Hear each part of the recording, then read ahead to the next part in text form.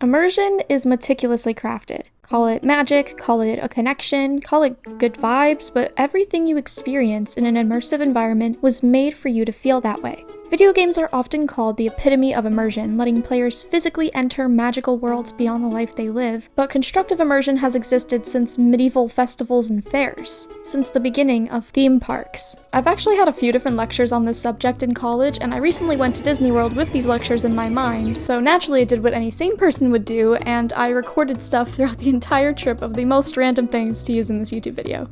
So get comfy, take a seat, get that little coaster bar over nice, snug, and tight, give it a tug, because we're about to go on a ride. The first step to basically any creation is research. Gathering data that combines to create rules, mechanics, and ideas that form a world of its own. This is, pretty intentionally, referred to as to what we call world building. When you play a game, whether you realize it or not, you are under a set of predetermined rules. When you're Mario, you can stomp on Goombas, but not a piranha plant. In Fallout New Vegas, you can't just max out every skill you have when you first start the game. Even the most open-world free-play games to ever exist need to have rules, otherwise there wouldn't be anything to inherently play. All games can be on a scale from play to basically chess. Some are more chessy, like turn-based strategies, while others embrace free play under unique conditions, like sandbox games. Even life simulators keep rules in order to keep players interested and invested in their own fake simulated world, or else it's just boring. So now let's consider theme parks, more specifically Hollywood Studios' Galaxy's Edge. Star Wars is an example of a universe that's been carefully constructed with its own world building, which is a major point of appeal for fans. When entering this location in Disney, the immersion stays authentic due to the intentional design practices that were applied based on the pre-existing logic of the Star Wars universe. When you're thirsty in the real world, you recognize getting a drink, what that drink may look like, if it has labels, what container it's stored in, and more. Seeing something as minuscule as a Coca-Cola bottle in Star Wars, though, is enough to make a disruption to the immersive world. You still want to be able to provide these things, but you also don't want to break that immersion. So what do? You make an outside object adhere to the rules of the universe it's in. When having such a strong world-building foundation like Star Wars, you can apply these rules to real-world things, ensuring everything you interact with applies with the world it resides in. This includes Coca-Cola bottles that are completely redesigned with our best script. I'm not a Star Wars fan. Cast members treating you like a criminal as you prepare to go on Rise of the Resistance, eating in-universe foods and drinks like blue milk, throwing out your food in little Star Wars-looking trash cans. All of it is backed behind proper research and understanding of the world-building rules. This follows suit in game design too. Consider the humble Baldur's Gate 3. As you may know, Baldur's Gate 3 is like a glorified D&D campaign with opportunities for various unique and original stories, all while adhering to the rules of the Dungeons & Dragons universe. You're not able to just decide that magic doesn't exist, but you can do pretty much anything else besides that. By having the game follow an existing and established rule set, players know what to expect and understand what they're getting into. This even gives players the advantage to focus less on having to understand the world, and more on what really matters, like making out with Will. Of course, not all games come with pre-established worlds in the way that Baldur's Gate 3 does, but that doesn't make the principle any less true. Authenticity requires internal logic above all else, and it is important during the pre-production phase of game design to ensure consistency can easily be met between the props, environments, dialogue choices, character outfits, and any other subset of the world they're living in. This works as well for new concepts like A Night in the Woods that has its own world and tone that creates consistency for players to easily grasp onto and understand. It's the reason why people love sequels and franchises in games much more than any other media. You know Mario has to fight Bowser or save Peach in just about every game he's in, but that allows for more enjoyment to focus on a new mechanic or power-up to discover that expands upon the world that the player already knows. So basically, do your research, be consistent, and your game will pretty much establish itself. This consistency also follows into our next concept, tutorial integration. Tutorials are boring. They're a direct wall in your face when you're amped up for a new game. No one wants to have to learn instructions or feel like they can't do something immediately, or else it causes frustration. That's why tutorial integration is important. Making your audience feel like the tutorial is just another aspect of the experience rather than a barrier to cross allows for immersion to keep its consistency. Jumping back to Rise of the Resistance, because clearly I know a bunch about the subject, safety instructions and guides are treated like a live play, having cast members directly treat you like you're already resistance fighters instead of people wanting to get on a ride. Safety instructions are now mission briefings, and any visuals needed tie back to the world building by fitting the thematic rules of the world. Life is Strange teaches instructions on the photography mechanic through the, pun not intended, lenses of Max's interests. Even with UI to tell you what to do, it's integrated in the game's actions rather than a separate pop-up or scene that takes you out of the moment. Celeste does this well too, teaching mechanics but also fitting into the theme of determination by assuming you've failed before you figure it out. And speaking of determination, Undertale gets it right despite a seemingly rudimentary tutorial that ends up revealing hints of the game's deeper narrative and design with its twist. The most effective tutorials integrate mechanics with narrative motivation. Players should want to understand the systems of the game as part of the story, not because the game is forcing it on them to understand. The final principle is one of my favorites, strategic misdirection. The classic, your princess is in another castle sensation when you think you've reached the goal, but you learn in the moment of anticipation that you aren't there yet. Theme parks thrive on this, with misguided queue lines, mini experiences prior to the main rides, and even seeing signage that advertises something farther away than it seems. Theme parks manufacture anticipation through carefully placed systems of misdirection against their audience, and even still, people patiently wait on lines for hours just to reach that satisfaction they've been so painfully teased with. Games love to use this, and it honestly needs it more than any other piece of media. Most stories follow the classic structure that your English teacher probably taught you. Beginning, middle, and end, with a rising action, falling action, and a climax in the middle. The structure is simple, but it works for movies or shows that you watch for a short period of time. But games don't have that luxury. Games need more time if they want to truly immerse you into the experience. So this means discovering new worlds, new levels, new doors. The misdirection often can be frustrating, but as a designer, that's what you want, because in that frustration, it creates anticipation too. It's a weird push-pull feeling that you have to be very careful to balance. The Stanley Parable exemplifies this pretty well, because despite knowing your gameplay loop repeats itself, the game focuses on the player's replayability. The game is simple: walk through doors, get different narrative stories based on your choices. You know that every time you'll face a similarly structured experience, so why keep going through the anticipation and misdirection? Because in every almost there moment, the game builds curiosity within you. What if you did this, or did this instead? Narrative branching systems like the Stanley Parable or Baldur's Gate 3 thrive on this curiosity. So think about your games. Think about what its satisfaction is and how to lead into it. Not to frustrate or annoy your players, but to give them a feeling of, this was well worth the wait, that some of our favorite games of our lifetime have been able to achieve. Environmental psychology, at least in this context, is about the deliberate decisions made in environmental design that are aimed to influence people to think, feel, or act a certain way. When given multiple opportunities, what makes you go left instead of right? Games use invisible guidance systems that make those decisions for you without you even realizing it. This concept is something Walt Disney actually defined in theme park designs as weenies. The reasoning behind the name was that Walt Disney realized if he holds up a hot dog or weenie to his dog, the dog will want it because he's anticipating some sort of reward.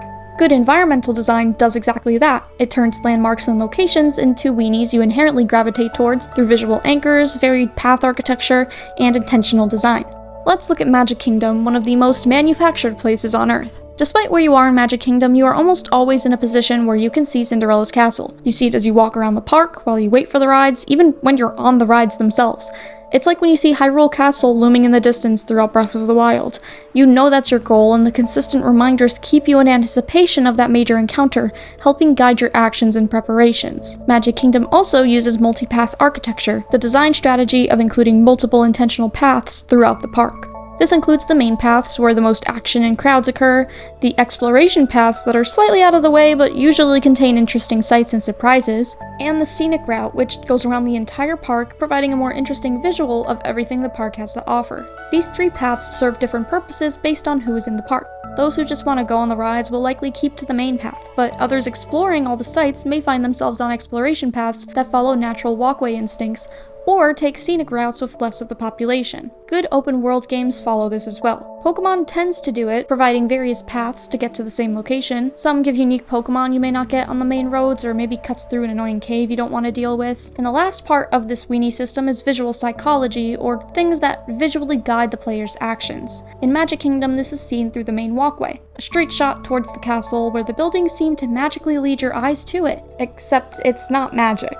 The construction of the buildings and even the castles itself used forced perspective, making them seem smaller than they actually are. This construction naturally guides your eyes, making them trail along the buildings and their lights to lead to the welcoming castle at the center of it all. Games use forced perspective constantly for this reason, especially back when resources were more limited. Ocarina of Time and Mario 64 each did this to their own respective castles too. This kind of design creates the glamorous illusion of a castle while saving resources by not actually having to model something incredibly elaborate. The other major part of environmental design is sensory immersion. One of the most important ways to reach truly effective immersion is through sensory experiences that allow people to feel physically connected to what they're experiencing. Sight is arguably the most important. Color psychology is a very real thing found in any sort of media. It's a way to control emotions and describe environments without direct words. In Tomorrowland, you see whites and blues, giving a futuristic vibe that feels comforting rather than something with threatening reds and spikes. Every environment in Disney World has its own artistic vision, often based on shows or movies with their own palettes. To connect this with games, we'll use Celeste as a case study. Celeste's design is very intentional, using color not just to guide your actions, but to help describe the emotions that Madeline feels throughout her adventure.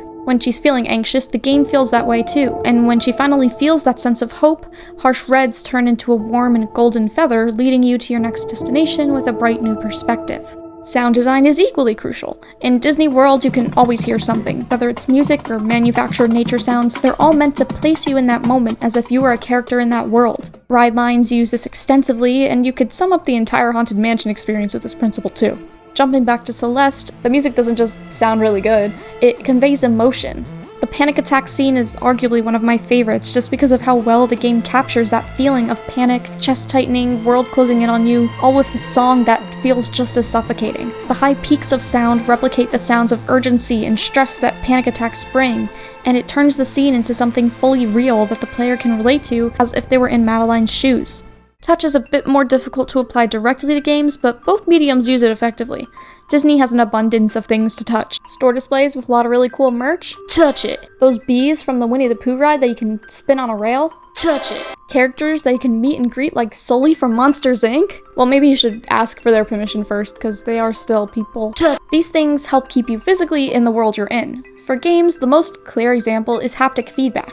Seeing a screen shake and having your controller vibrate creates physical connection to the digital world. Hopefully you aren't tasting games, but I guess the closest thing we have to that is the Nintendo Switch cartridges being laced with a little coating that tastes really bitter. Not speaking from experience or anything. But theme parks do have the fun advantage of having foods that they can match to the worlds that they're in. It's a whole extra level of immersion that unfortunately cannot be replicated the same in games, no matter how good the food looks for some reason. Disney World actually uses scent design as a core part of their environment construction. They use technology called smellitizers to make environments have a certain smell to them. These strong smells are meant to evoke emotion with people. For example, Main Street smells like sweets and candies, while the Pirates Ride smells like musty water. It's a really interesting aspect of environmental psychology that unfortunately video games cannot replicate as easily. At least for now.